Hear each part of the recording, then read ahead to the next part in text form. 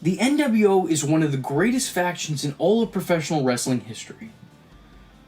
One of the largest groups the industry has ever seen, both in terms of star power and numbers. There were at one point so many men in this group that they had to be separated into 2 separate factions. Twice. Overall, throughout the group's run, they had over 60 members in their stable. And that's not a group! That's a roster! So with so many members throughout their run, you can imagine that not every one of them were exactly needed, or necessary, or good. So I'm here to give you the worst NWO members according to me. I know a couple are gonna make other people's lists. I actually checked through the list that several other YouTubers made, and I'm surprised that a couple of the people I put on mine have somehow avoided theirs. It's also strange because some of people's quote-unquote worst members of the NWO would be on my list of best members of the NWO. So that's right, you're not gonna find the Disciple here. How dare you? How dare you? Show some respect! Anyway, I'm here to give you the worst NWO members. Feel free to tell me how wrong I am in the comments, because, spoiler alert, everyone loves VK Wall Street. What am I talking about? I want to first start things off by giving an honorable mention to Eric Young. Eric Young, who WWE fans might know from his group Sanity. Or might not know at all because he never gets any TV time. He wasn't a member of the NWO per se, but instead a member of their TNA incarnation, dubbed The Band. Now in a perfect world this would be good. If you're bringing back the older, less mobile members of this legendary stable, then it's a good idea to have younger, up-and-coming talent get the rub and essentially have the torch passed to him. But that's not what this was. Really, Eric was made to join the stable so that the band could have someone in their clique who could actually work. He didn't gel well with the team and didn't really do all that much, so there you go. That's it. NWO Sting. Let me start off by saying no, I'm not talking about Wolfpack Sting, the red and black. I'm talking about NWO Sting. The worker that they got is a Sting impersonator for the original NWO. And while yes, I'm aware that he made a name for himself in Japan as a member of NWO Japan, I'm talking about here in the States, the group's original incarnation, he was pointless.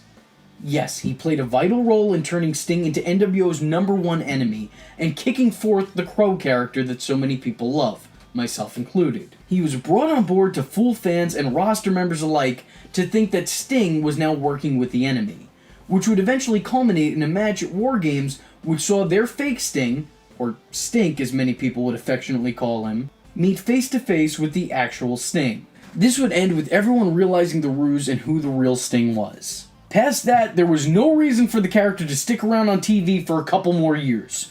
No reason. From there on, he was really only used for the NWO to mock the real Sting in promos, or to be one of the many bodies Sting eventually laid out. I mean, you could have still got the guy a contract and switched his gimmick when the hoax was exposed, but instead he just kept floundering in Crow face paint. After that, switch the gimmick. Give him a different name. Give him a different look. Give him a different character. Shawn Michaels. Being that a decent portion of members of the NWO faction were actually members of the Clique, a group of guys that, well, just clicked, you would think that Shawn Michaels' arrival in the group would be the perfect fit, especially given Shawn Michaels' on and off-screen attitude and the type of show no mercy, take no bullshit promos he'd given at the dawn of the Attitude Era. This guy had NWO written all over him. Unfortunately, when he did have NWO written on him, in the then WWF, it was cringe-inducing at worst and yawn-worthy at best. The first mistake came in Michaels still entering to his Sexy Boy song, rather than the classic NWO theme, accompanied of course by his old man stripper strut. Oh yeah, that's what I think of when I think the NWO. It also didn't help that for some reason he wore Triple H's little 2000 cap. Don't know why he did that. Could have went without that as well. And when he wasn't wearing that, he had a cowboy hat on. Oh yeah, that's the New World Order, if I've ever seen it, right there. That's woo! That's something. Then there's the fact that this was a post-Christianity Shawn Michaels, whose promos didn't really cut as deep as he had BC. Before Christianity. And the fact that this was WWF's NWO, aka not the NWO, and Shawn was at the time not wrestling, made this whole situation a lot less stellar than it probably could have been a couple years earlier. Lex Luger. Lex Luger was a successful wrestler with one hell of a resume. He established himself both in the WWF and the WCW, and while he was a god amongst men, if you watch OSW, he had no place in the NWO. Luger never really fit in with the group. The vast majority of the NWO had charisma and personality, but Lex just kind of felt like a board of wood in black and white. Luger would initially join the NWO Wolfpack, and I could actually give that a pass considering that he was looking to take down the NWO Hollywood, and that whole, enemy of my enemy is my friend. Plus, Sting was a part of that group, and him and Sting had been friends for years at this point. So I guess, in my own headcanon, Sting was like, look, I get it. He's not cool, but just let him hang out with us. Just let him wear the shirt every now and again. And then Kevin Nash was like, oh, okay, alright, fine, whatever. So again, I could give that whole situation a pass. Even though he looked incredibly awkward hanging out with Conan and Kevin Nash, I'll give that a pass. I could bend my suspension of disbelief. Yeah, it seemed a little weird seeing him flash the Wolfpack sign, and yeah, I don't think he'd be the first guy you'd invite to a party. But it made even less sense when the NWO Wolfpack and the NWO Hollywood would fuse together to make the NWO Elite, and they'd take Luger with them along for the ride. It just didn't work. He was just too clean and boring for this band of invaders. Louis Spicolli. I grew up in the era of the Monday Night Wars, and I was a WCW fan through and through. And I don't really remember Louis Spicolli, let alone his time in the group. I know, I must not be a true wrestling fan if I can't remember this one person. I think Louis only worked with the group for about a month due to his untimely death. And during that time, he worked as Scott Hall's lackey in a feud against the aged Larry Zbyszko. That was his run. The Harris brothers. Ron and Don Harris have been everywhere. They've been to WWE, ECW, WCW, and they've wrestled under various gimmicks, to varying success. Some might remember them as the Bruise Brothers, or the Blue Brothers. Others might remember them as the DOA, or maybe even Creative Control. But no one wants to remember them as members of the NWO. They were two guys who were utilized more as props and warm bodies in a roster big enough to fill a small city. They'd finally wrestle under their real names when acting as Jeff Jarrett's bodyguards in the NWO 2000. And yeah, sure, this was a terrible incarnation of the team, but their inclusion to the group has to be seen at least as a small reason as to why. The two demonstrated no real personality, and as usual, were relegated to the background of promos and front and center for group beatdowns. I think they could have worked fine being Jeff Jarrett's bodyguards on their own, but when it all came together for the NWO 2000, it wasn't good. It didn't work. Booker T. I'm just a Booker T. Booker T. I'm not your sucker. Booker T was always an underrated gem in WCW. He had a way of captivating audiences for years, and his best years, at that point in time at least, were spent as a babyface. And it was for this very reason Booker T never joined the group back in WCW. So it was pretty head-scratching when WWE decided to put him in their version of the NWO. Booker didn't really fit in with the likes of Big Show, Kevin Nash, and X-Pac. But to be fair, even that pairing didn't feel as comfortable in the roles as they had been in WCW. Still, Booker T stuck out. Booker was pretty much only put in the group for the occasional laugh. But this music, man, this look, that ain't me, bro. Nah, that ain't me. Okay. His time in the group would be cut short after a newly returned HBK would kick him out. Literally. Luckily, Booker T would rebound from this, following his lackluster run with the NWO by being in a career-defining tag team with Goldust, which was an odd couple pairing that could rival the likes of the Rock and Sock Connection. David Flair and Torrie Wilson. David Flair was the son of one of the greatest of all time, that being Ric Flair. And that had to be hard on him, as simply because of his DNA, he was expected to be the second coming of the Nature Boy. And WCW even tried to run on that train of thought. But luckily for all of us, they got off track. Shortly into his run with WCW, he'd find himself in a feud with the NWO by virtue of being Flair. He would, however, turn on his father in order to join and become an official member of the NWO Elite.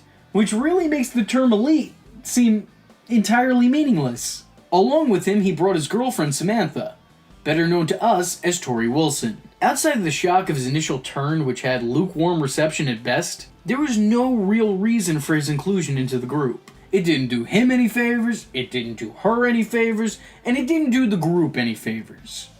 This was a clean L all around. It was clear that David was very out of his element, and probably outside his range of comfortability, even as he spent his brief time as a member in the background. Disco Inferno. Disco Inferno was a funny undercard act. It was so behind the times and goofy, but a lovable kind of goofy. You can understand how he became a fan favorite to some. What's less understandable is how he got into the NWO. I mean, sure, yeah, it was explained in storyline. He fought his way into the group, but that doesn't really answer why it happened. I mean, it makes sense for Disco to want entry into the team, but it doesn't make a whole lot of sense to have the team associated with him. The NWO had a feeling of being somewhat real, even as late as the Wolfpac, and Disco was about as shticky as it gets. You know, as uncool as this sounds, the NWO were cool. Disco was decidedly not. It was just so strange watching him disco dance while wearing an NWO t-shirt. Now think about that. That does not make sense. He didn't do anything of note during his time with the group, other than bring everybody else down. But to his credit, in my opinion, he thrived shortly thereafter in the team of the Filthy Animals. Just my opinion. Look, I like Disco Inferno, I like the NWO. I don't want Disco in the NWO. You understand? Like, sometimes you like things, but you want them separate. Like, case in point, I like Shawn Michaels, I like the NWO. I don't want Shawn Michaels in the NWO. See what I mean? Perfect comparison. Horace Hogan. Oh, nepotism. Where would Horace Hogan be without ye? No offense to Horace here, but he didn't really serve a purpose in an already oversized group. He had all the personality of a boulder, see what I did there? And didn't exactly have a real look. Truthfully speaking, I thought he was better as a member of the flock. Not that he was exactly the reason to tune into that group either. Horace joined the NWO after actually getting beat down by his uncle and the NWO when Hogan wanted to prove a point to the Ultimate Warrior. He was repaid for that beating by being in the background of segments that involved his beyond famous uncle and Scott Hall. For obvious reasons, he was later sent to the NWO B team, which is still thriving for someone who's a Z-list wrestler. So, good on you, overachiever. I'm going to give another honorable mention to the Pope.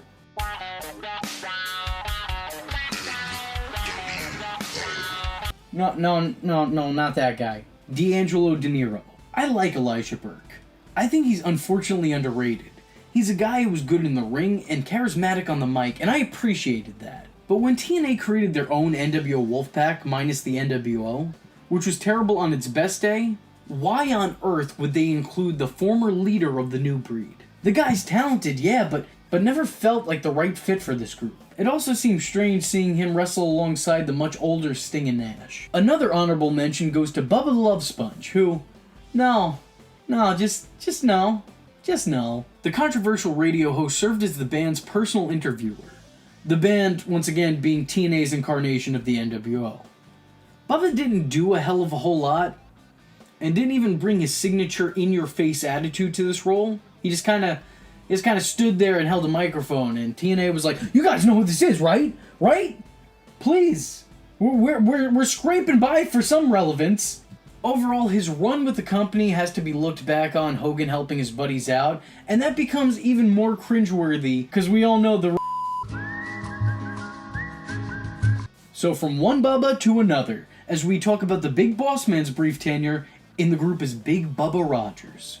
Boss Man joined the team, got knocked out, was let go from the group. That's his entire run. You're not missing anything. It was short and meaningless, but still it just seems odd in the grand scheme of things. He didn't really fit their image, and that's probably why he didn't last long. My guess would be like, oh yeah, former WWF guy, yeah, throw the black and white colors on him. This would be great. And then all of a sudden, like backstage, somebody's like, no, why did we do that? Take the colors off him immediately. Rick Steiner. I've had arguments with multiple people over the subject who insist I don't know what I'm talking about because it wasn't Rick who was in the NWO, it was Scott. Actually, it was both of them.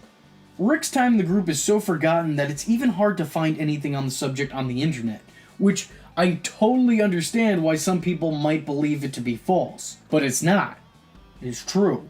Rick Steiner would join his brother in the NWO, donning a more biker-esque look to help the dog-faced gremlin seemingly fit in with his new colleagues. His time was pretty forgettable, obviously, and that's really all you could say about it. It's weird that the NWO reinvented Scott, but couldn't do a thing for Rick.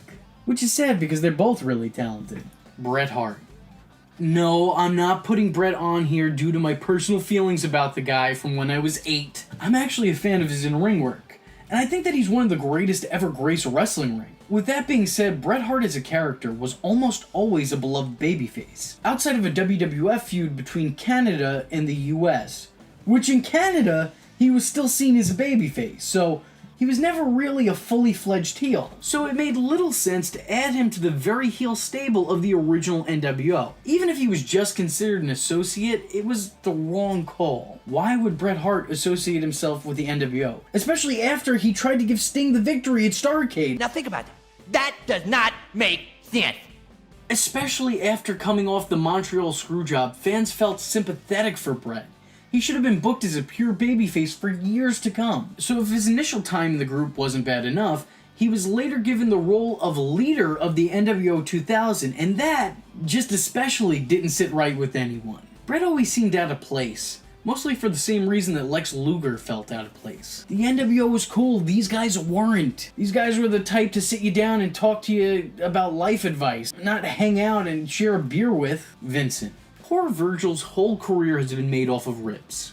He was hired by the WWF and given the name Virgil to mock WCW booker Dusty Rhodes, real name Virgil, and then hired by WCW to mock WWF owner Vince McMahon by being named Vincent. He'd also later change his name to Shane, because of course he would. Vincent was just a part of the background. He was another body in the brand, another guy to stand around wearing the NWO shirt. He was named the group's bodyguard despite being smaller than everyone else in the faction outside of X-Pac. And he didn't do much of anything. He barely wrestled, only having one pay-per-view match ever against Stevie Ray. Vincent would of course become a member of the B-Team because he sucked. His only real reasons for being associated with the brand is because Ted DiBiase was, and for the initial pop the audience would give for his arrival in WCW. A pop which never actually came. Jeff Jarrett. The NWO 2000 was a disaster from the start. Bret was a poor replacement for Hulk Hogan. And while they did have the Outsiders and Scott Steiner, they also had guys like Jeff Jarrett and the Harris brothers filling out the additional roles on the team. Truth be told, Jarrett wasn't the worst option for the group, but he was, however, a terrible choice to run the faction when Bret Hart went down with a career-ending injury. Whereas Kevin Nash was one of the main components of the original NWO, and even led the NWO Wolfpack, why would you not give that role to him? Now he's playing second fiddle to Jeff Jarrett? Who believed that? Not me. Wasn't me. Jarrett always seemed over his head, and like his entire run in WCW, he was given too much too soon. They never really built him up properly. They just threw things at him and said people were going to accept it. And you know what? They never did. Stevie Ray. It's amazing how great the team of Harlem Heat, Booker T and Stevie Ray were. It's even more amazing that each of them were awful additions to the NWO. To Stevie's credit, it did seem like he tried, but he never really matched the intensity of the rest of the team and didn't really have the charisma to make his time with the group work. For all of his efforts, Stevie was relegated to the background and eventually was sent to lead the NWO B team, which in of itself still seems like a bad choice. I know the NWO B team were the outcasts of the NWO Elite, but still, why Stevie Ray to lead the team? Why not give that role to a loyal NWO name who has a proven track record of character work and success? Why not Kurt Hennig? Or hell, even Kona Crush? Stevie was great with Booker, but apart, he just never really found his own way. VK Wall Street. You know who I think of when I think of a team of rebellious invaders? I think IRS. All due respect to the man behind the gimmick, he's seen success that I never will, but he was a terrible choice for NWO. Not only did he not fit the group's image or agenda, but he also never seemed to be enjoying himself while he was part of the faction. What did his time with the group really do for either party? Outside of getting to see Mike Rotunda wear sunglasses indoors. Oh, that's a good look, dude. That's a good look. You're wearing sunglasses now? That's a dude. That's a dude right there. Michael or VK Wall Street, depending on what day of the week it was, didn't do anything for the group besides make them feel too inclusive of former WWF stars. What were they thinking? In the NWO documentary the WWE put out, Hogan makes a comment saying the NWO was so big that you could slap the NWO logo and colors on anyone and turn them into a star overnight. Mike Rotunda is proof that that wasn't always the case. And my final name for this portion of the list, Dusty Rhodes. Dusty Rhodes is a legend, an icon that will rightfully so be remembered for decades to come as one of the greatest of all time. And the words he spoke will echo forever in the annals of wrestling history. What's less classic and fondly remembered was his time in the NWO, turning on Larry Zbyszko just to seemingly shock the crowd. This was one of those things that really didn't have a payoff in mind, it just short-term booking, shock factor. Following this, he'd act as Scott Hall's temporary manager and would serve as the NWO's heel commentator. But that's about it. And also, if anybody knows Dusty, for as great of a talker as he was, when it came to commentating matches, not so great. Surprisingly, not so great. Dusty was never going to be good for this group, and that should have been obvious. The man never thrived as a heel, but as a beloved underdog babyface. Sure, it worked for Hogan, but that's because the fans were actively turning their backs on him. No one wanted to do that to good old Dusty. That man is a national treasure and an American dream. Slick Johnson. Slick Johnson, better known by his name at the time, Mark Johnson. What a mark. Was a WCW ref who's actually the NWO ref. Not to be confused with Nick Patrick, who's a WCW ref, but was actually an NWO ref. It was a tired rehash, and he could never be Nick Patrick, no matter how hard he tried. That's right, I'm saying it now, Nick Patrick for Hall of Fame 2020. Wait a second, by the time I upload this, did the Hall of Fame already get done? Are we done with the Hall of Fame 2020?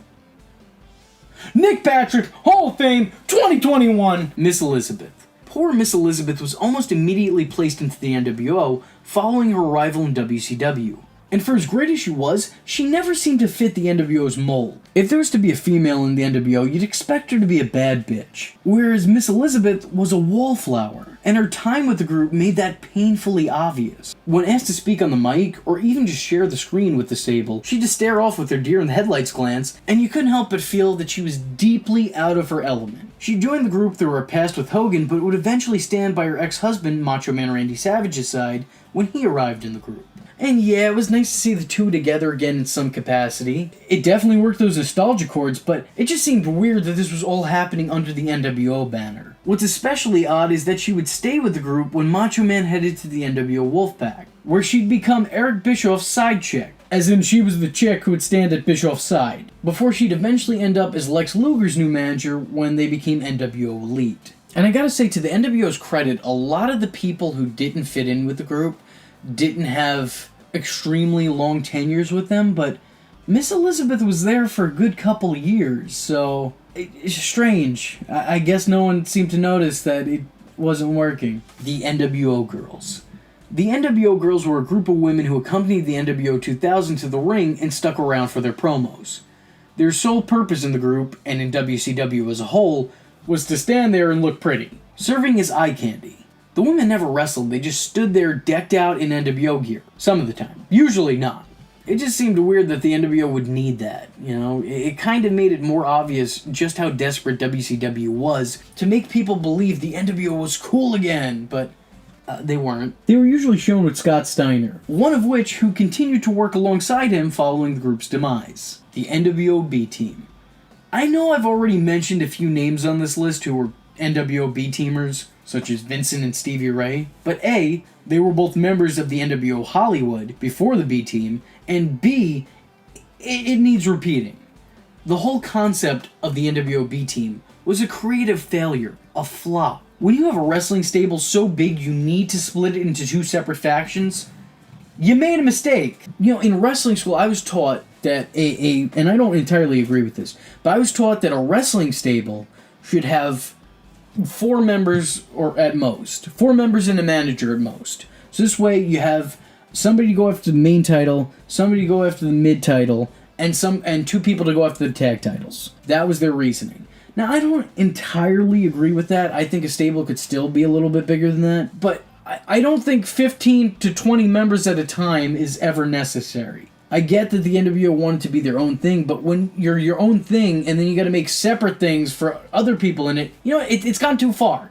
Just stop. The B Team was also created for the obvious reason the NWO didn't want to be associated with them. And I'm not just talking on screen, I'm talking off screen as well. The B Team was constructed of guys they felt weren't really helpful to the NWO. So then don't have them in the NWO. Don't make a B Team. Why would you? How is that helping? That's even more confusing. They were the outcasts of the main brand and shouldn't have been allowed to carry on the NWO name if its stars didn't feel that they could hang with them. Pair them together if you want. Call them something else, not NWO. Not something as demeaning as the B Team. Hell, don't even put them together. Let them do other things. The NWO celebrities. Minus Dennis Rodman. Wrestling loves to cross over into other media. And also likes for other media just to take notice of it. That's why the NWO invaded The Tonight Show. That's why RoboCop came to WCW. That's why Raw had guest general managers. And that's why the NWO had celebrity members. All of which were terrible, outside of Dennis Rodman. Once again, he was perfect. And while Rodzilla helped legitimize the stable as a part of pop culture, all the others kinda did the opposite. Outside of Dennis Rodman, the NWO invited Kyle Petty, a NASCAR driver who would drive the NWO race car. He also had the personality of a cardboard cutout. And the following year, the NWO named Paul Gilmartin and Claude Mann, I'm probably pronouncing those names wrong, from the show Dinner and a Movie to be a part of their team. Oh great, yeah, no, I'm sure they'll fit in. A TV show host and a chef, that's NWO, bro. Dinner and a Movie for life. Ric Flair. Though it was only for a brief amount of time in its WWF incarnation that saw Flair as a member of the Black and White, it's still worth noting that it was a bad idea. Rick was everything the NWO stood against, both symbolically and literally. He'd always been known to feud against the team, whether he had his horsemen by his side or it was a family affair. Any interaction Rick had with the team prior to his signing of the WWF was as its rival. Here, however, he served as the general manager of Raw, who would occasionally unleash the NWO on those who angered him, most notably Stone Cold Steve Austin. It sure was a strange time to be a wrestling fan between hearing that Nate was feuding with the creator of Austin 316 and seeing people walk into arenas holding NWO Woo! Signs. His time in the group is mostly forgotten, either for it being a complete betrayal of his character, or for just how short-lived it was. And I've talked a lot on this channel about the NWO.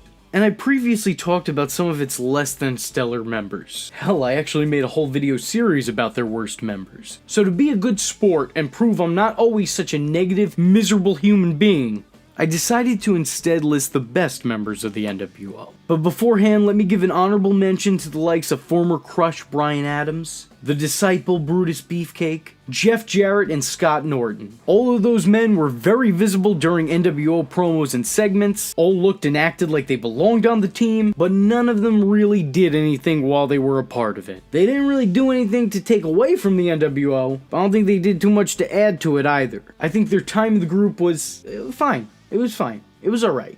Not great, but fine. Curt Hennig and Rick Rude.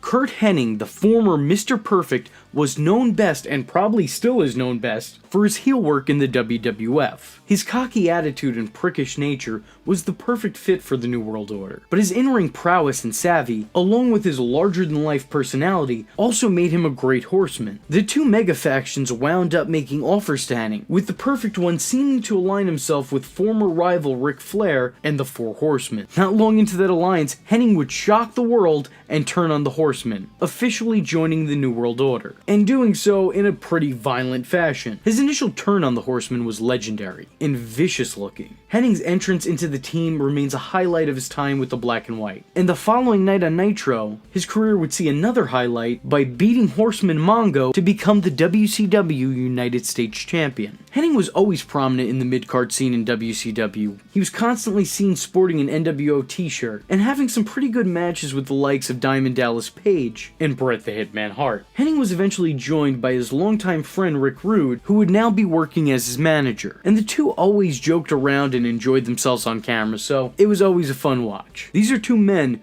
who definitely belonged in the NWO. Conan. Conan had been with WCW since early 1996. After his arrival, he became WCW United States Champion and joined the Dungeon of Doom. And despite that, Conan was never really relevant to the company until he joined the NWO in late 97. And I'm not saying that insultingly. After joining the group in 1997, he took on the name K-Dog. And hold on, K-Dog? K-Dog? Because your name is Conan with a K? I mean, that'd be like me calling myself a V-Dog. And oh no, I really hope that doesn't stick. I just put that out there into the ether, and I'm already clawing to get it back. While the NWO gave him more screen time, as unbearably white as this is gonna sound, K-Dog managed to give the group some street cred. Is that what the kids are calling it nowadays? While Conan was a good fit for the NWO, he was an even better fit for the NWO Wolfpack. I don't know about any of you, but when I personally think of the Wolfpack, the first two names that come to my mind, Kevin Nash and Conan. There's definitely some chemistry there, and they played off each other really well. Conan really shined around this time, becoming the mouthpiece of the Black and Red, maybe even more so than Diesel. And the company must have took notice because around this time, Conan actually managed to capture the television championship as well. He's probably one of the most underrated members of the Ultra team, and he'll probably best be remembered for his work with LAX, but I strongly believe the man deserves credit for his time here too. Macho Man Randy Savage. Okay, I will say this. Macho Man's initial allegiance to the team doesn't make a whole lot of sense. For a good while, Savage was going against the New World Order, and teaming with the likes of Lex Luger and Sting. Eventually, Savage was kayfabe blackballed from the business and was told he could only return to the company as a member of the NWO. Of course, Randy decided to join the team, but what's especially confusing is that he never acted reluctant to do so. He just came back, joined the team, sported the colors, and all of a sudden he was a heel. So while his introduction into the group, again, doesn't make a whole lot of sense, the decision to include Savage in this angle does. For one, Mach had pretty good chemistry with Hogan, Hall, and Nash. Maybe because he worked so much with them before. He looked entirely in place with the rest of the team. Not to mention his addition added another dose of star power to the stable. And a heel turn kinda revitalized Savage and gave him a chance to do something new. During his stay in the team, he took part in some fantastic rivalries with DDP, and even NWO leader and co-mega power Hollywood Hogan. He even managed to become WCW World Heavyweight Champion during his time with the New World Order. Savage wasn't integral to the NWO, but he was enjoyable in it. Eric Bischoff. A lot of people mention that Eric Bischoff's inclusion in the NWO kinda saw him take the place of Ted DiBiase, with being the team's manager and their overall mouthpiece. And those people aren't wrong, but not as many people openly admit that that was the right choice. DiBiase was a great addition from a storyline standpoint. He was the $1 Million Man, and the NWO was set up to look like a new wrestling company that would probably need a big money backer. But Eric Bischoff was a greater addition because of how well he gelled with the rest of the team. His ego and shit-eating grin made him easy to hate, which may be why he got the nickname of Eazy-E. Eric was articulate and knew just what to say and how to say it to get under the WCW audience's skin. He also managed to keep focus and keep the narrative steady when he was in promos where at the time other members of the NWO would just ramble on the mic or just straight up bury the competition. And if there was one person that probably deserved to go into the Hall of Fame with the 4 members that were chosen to go into the WWE Hall of Fame as the NWO, it would probably be Eric. Buff Bagwell. Marcus Bagwell began with the company as a tag team specialist, working as one half of Team Stars and Stripes and the American Males. American males, American males. Luckily, he'd leave that all behind him when turning on tag team partner Scotty Riggs to join the Black and White, where he would adopt the name Buff. This was a huge promotion for Bagwell, considering that despite being on the WCW roster for 3 years, prior to joining the NWO, the guy was pretty much an afterthought. And that's assuming that he was even thought of to begin with. As soon as he made that turn, Bagwell completely reinvented himself, with a slightly altered look and a complete personality transplant. During his time in the stable, Buff proved to be a charismatic showman. He didn't have a whole lot to do while on the team, but what he did do, he did well. He stopped wrestling as much when he became a member of the team, but he did get a hell of a lot more screen time. While he was with the NWO, he teamed with the likes of Scott Norton as Vicious and Delicious, and with Scott Steiner as Buff Bagwell and Scott Steiner. Both teams were pretty solid tag teams, and it's pretty criminal that neither got the straps. His inclusion to the team made the company a new mid-card star.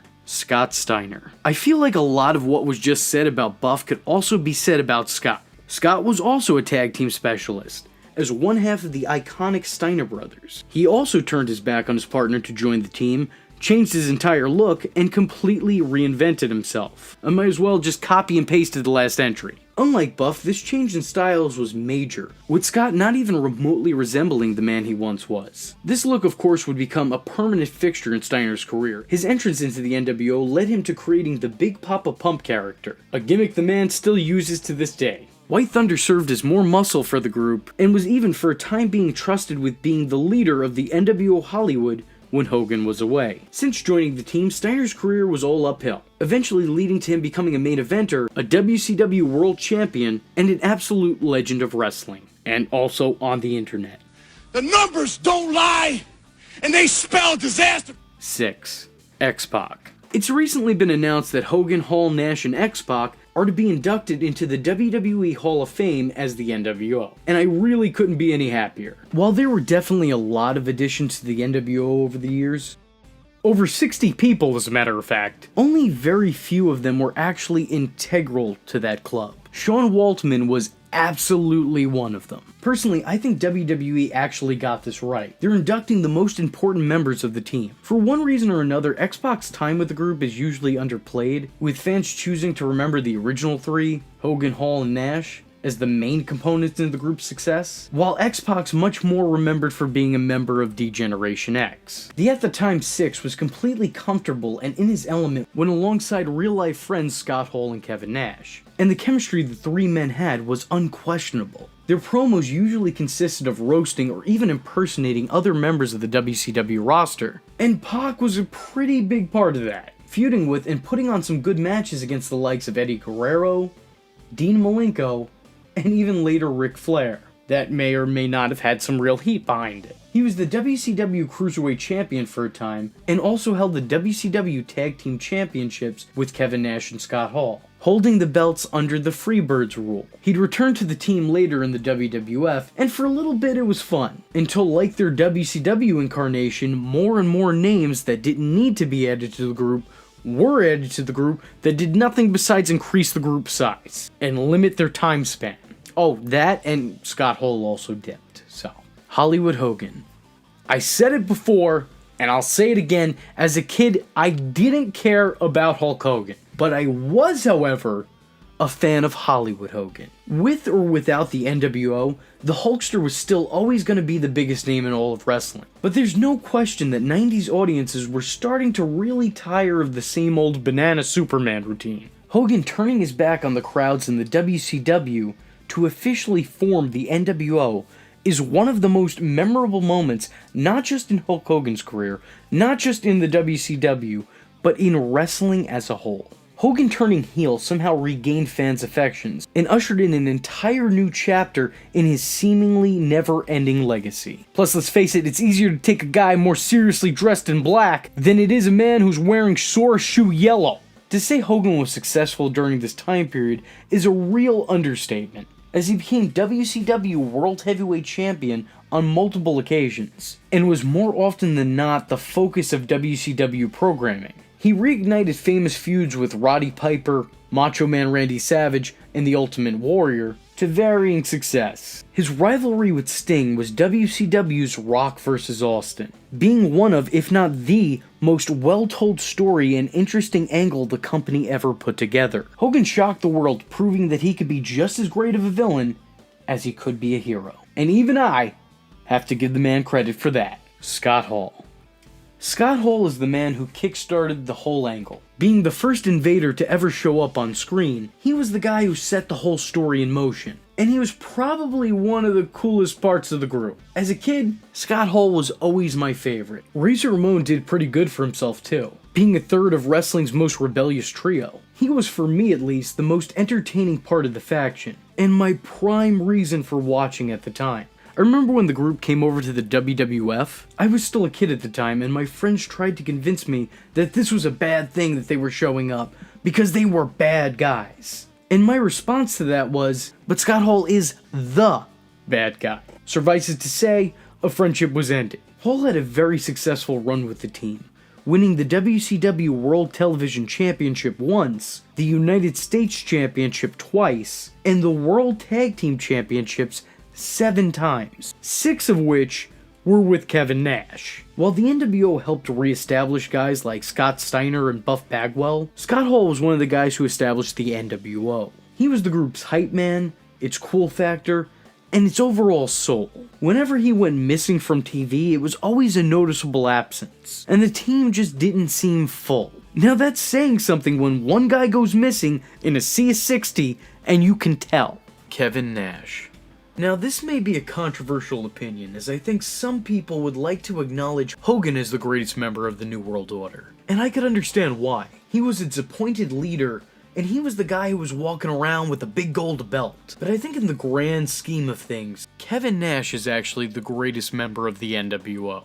Like Hall, Nash was also a deciding component on what made this faction work and what made them stand out from everything else in wrestling at the time. Everything Nash said in promos and did in the ring seemed legitimate, and a lot of what made the NWO angle so over seemed to have either come from or been perfected by him. He's often accused of being a self-centered narcissist and booking himself to the top, but I think what seems to be forgotten is that audiences wanted to see Kevin Nash at the top. They wanted to see Nash in the main events. He was cocky, cool, and confident, and whether he was a heel or a babyface, very quickly into his run he became a fan favorite. Nash's time in the NWO led him to main event status, becoming a multiple-time WCW World Champion, and even leading his own NWO subgroup, the NWO Wolfpack, which grew and became arguably more popular than its opposing faction. The guy was so synonymous with this group that he's actually been in every single incarnation of the team, which is something the Hulkster can't even say. Oh yeah, and he was also a 7-time tag team champion while he was with the group. There you go, that's just a throwaway stat. In my personal opinion, Kevin Nash was very much the DNA of the NWO. And in my opinion, this has been the best the NWO had to offer. Contributing VTards, if you think there's anything I missed out on or you disagreed with me, go ahead and let me know in the comment section below. That's what it's there for anyway. I am vengeance. I am the night, and that was V Infuso. Just remember, if you're not tuning in, then you're missing out. So, if you like the words that came out of his mouth hole, and you too would like to become a V-generate, don't forget to like and subscribe. Thanks for watching, nerds! And if you're not joining the fun, you're in for one bad day. And you know what they say about having one bad day?